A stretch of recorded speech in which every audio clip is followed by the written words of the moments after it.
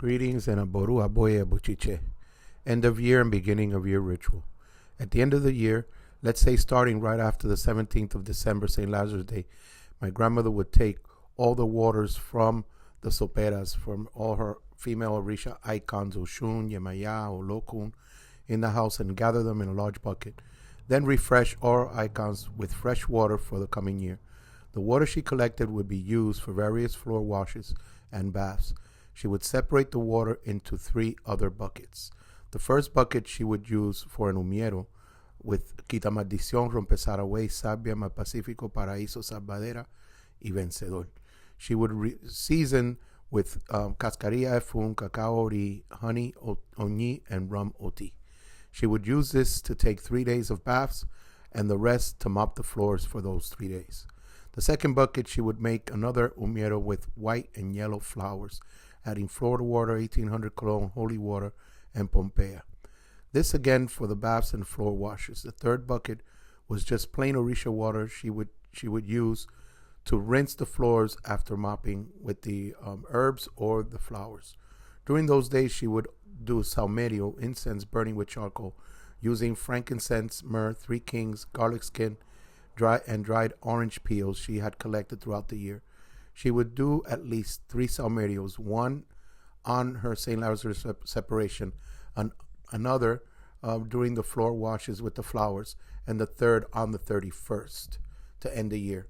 Whatever water was left over from the floor washes, she would toss out the door on the 31st at midnight, signifying washing away all negativity.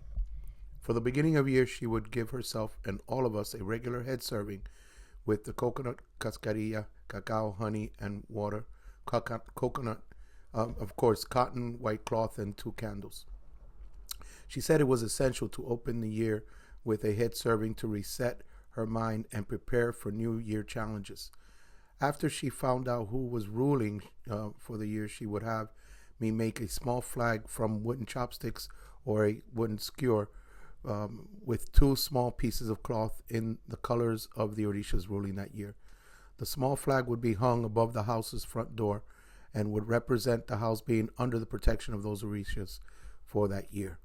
She would then find a day and time during January to feed the ancestors along with Eshu, her Orisha Yemaya, and her father Batala. This would be with fowls, roosters, pigeons, hens, etc. Mind you, this was not all done the same day. It was done as time permitted, week to week. After her opening year ritual, she would go to her Babalao godfather for her beginning of year reading and to do the specified ebo. She would say the letter or odu of the year is for the world, but my reading is for me to know how I'm to deal with the year's energies and situations, never mind the world. I'm just sharing this as an example because many have asked me over the years whether they need to do something at the end of the year and at the beginning of the year.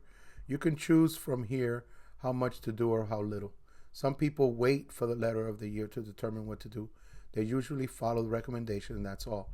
Others don't follow the beginning of year recommendations and get a reading from their elders to determine how their year is going to be and what are the ebos that they would need to do. And then some do both, the recommendations for the year and the reading and ebo for themselves.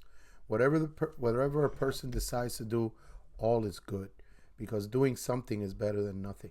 There will always be a benefit. Thank you.